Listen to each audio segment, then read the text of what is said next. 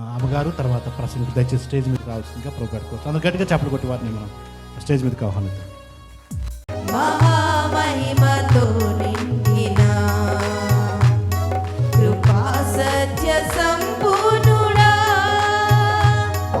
ఇశ్రాయేలు స్తోత్రములపై ఆసీనుడా యేసయ్యా. యేసయ్య మార్చేదేంటో తెలుసా?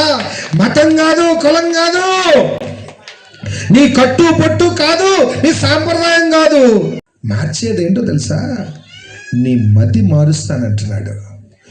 నువ్వు ఏదైతే మానుకోలేకపోతున్నావో, ఏంటోనండి ఇది మానలేకపోతున్నాను, అది మార్చగలిగే శక్తివంతుడు యేసయ్య. దేవునికి స్తోత్రం.